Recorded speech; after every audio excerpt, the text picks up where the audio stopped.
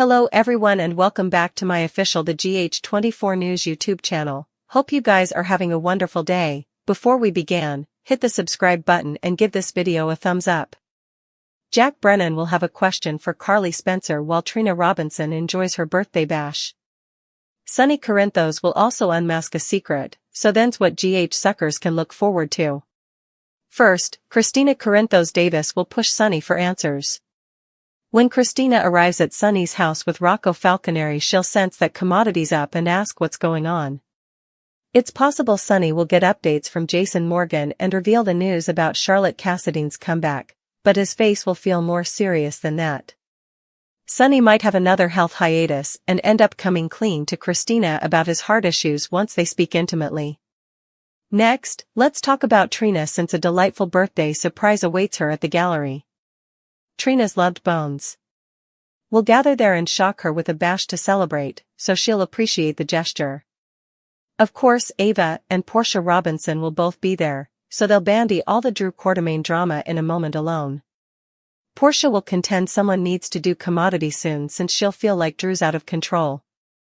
As for Stella Henry, she'll have a warning for Curtis Ashford. Stella will advise against hindering someone's success, so we'll see if she's talking about Trina or Portia. Although Trina will have a blast at her birthday party, she may find herself wishing she could have had a proper date with Kai Taylor. Kai will ultimately ask Trina what would make tonight more date such-like, so they might end up making out or indeed hitting the waists. Speaking of hitting the waists, it looks like that may be what Carly has in mind on Friday's show as well. After Carly's discussion with Maxie Jones, she seems poised to make her move with Brennan and land in bed with him. In a close moment, Brennan will ask Carly what kind of person she is. Carly will prompt Brennan to stick around and find out, so this kittenish discussion could lead to passion erupting. Over with Lois Cerullo, she'll fret over the Giovanni Gio Palmieri secret and the possibility that it's going to blow up. Still, it appears Gloria Cerullo will work to calm Lois down with some consolation. As for Gio, he'll spend Friday's occasion strengthening his connection to Emma Drake.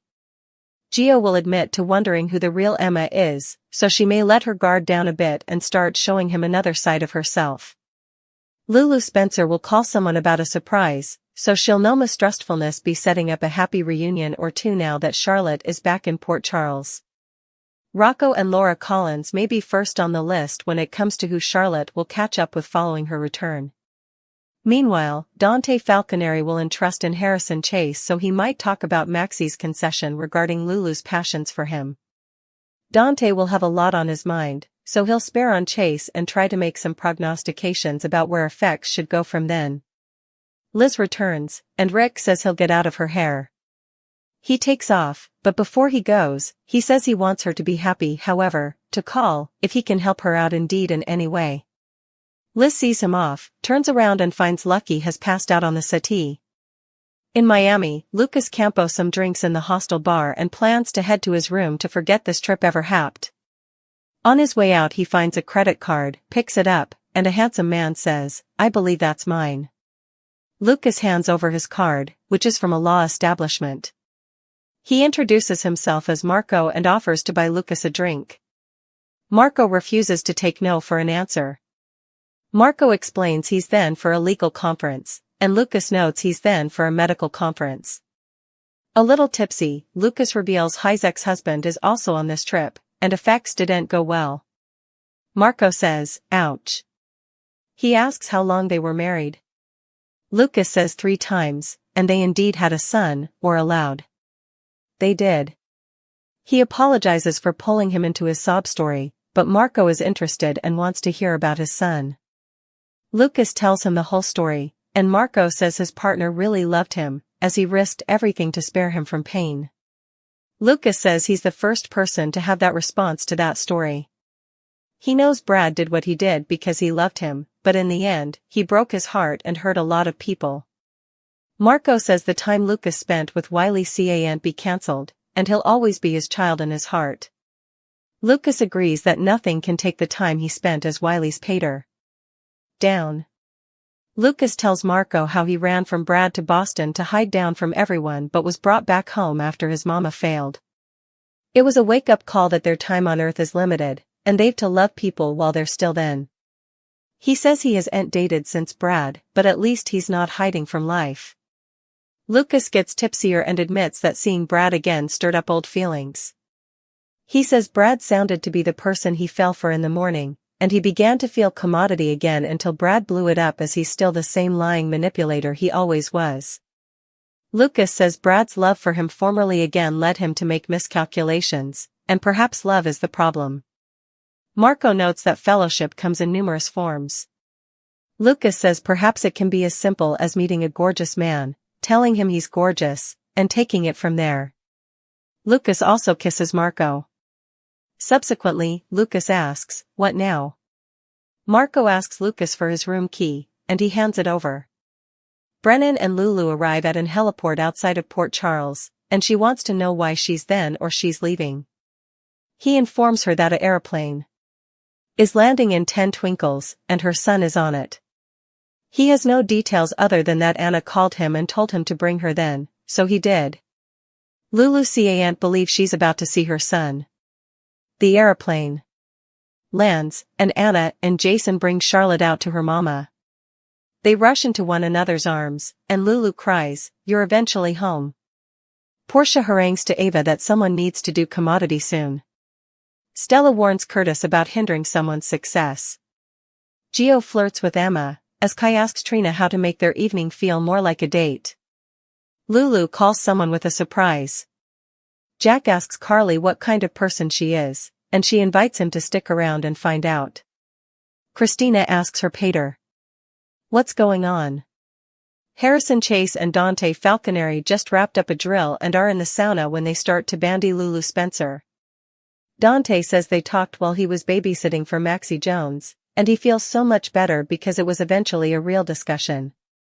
They bandied Lulu's fight with Brooklyn Quartermain, her hunt for her son, Charlotte Cassadine, and her struggle to connect with their son, Rocco Falconeri. Chase is glad to hear that Dante and Lulu have eventually had a good talk, and he tells him that he's thankful to be suitable to talk to him, too. Dante asks if there has been any decision made about the coming step towards having a baby, and Chase says not yet. Christina Corinthos is reading a new composition about Drew Quartermain's rearmost drama over a mug of coffee with her mama, Alexis Davis, during Wednesday's show. They can't believe that Congressman Cutthroat abused his power to try and have Tracy Quartermain arrested. Alexis can't believe the effects that Drew is doing, and she worries about the impact that it'll have on her granddaughter, Scout. Alexis leaves and goes to visit Curtis Ashford at Aurora. She asks her friend if he'd be willing to run a piece that's a little bit friendly towards Drew in the expedience that it would balance the scales, for Scout's sake. Curtis apologizes and tells Alexis that there's no way that he can do that. He also has a brief visit with Laura Collins, who's headed to a mayoral press conference. They speak about the Invaders' mega-hit piece on Drew, and she applauds anything that he does to take the Solon down. Willow is working on a different bottom when Drew surprises her with a bouquet of flowers. She snappily tries to shuffle him into the break room, and Drew asks if she's embarrassed to be seen with him because of the Invader composition. Willow says no, but that she thinks that they should keep a low profile. Drew appears to leave, and Carly Spencer, Michael Corinthos' mama, wants to talk to Willow. She tries to say that she's busy, but Carly tells her that she cares about her and is upset for her. Willow gives Carly a nanosecond and she launches in on all of her worries about the Invader composition. Drew reappears before Willow has a chance to say important and begins fighting with Carly until she storms off. Next over is Christina, asking for a nanosecond of Willow's time. She asks if she can take vids of the kitties to shoot to Michael because he misses them so much. Willow agrees and thinks that it's a great idea. As Christina is leaving, she sees Rick Lansing at the elevator. He tells her that she can't take Avery to the ballet on a specific night because it's Ava's day for guardianship. Christina starts to get angry, and Rick tells her that she should have looked at the timetable. Next over, Willow walks into an examining room to find Sasha Corbin there for an antenatal scan.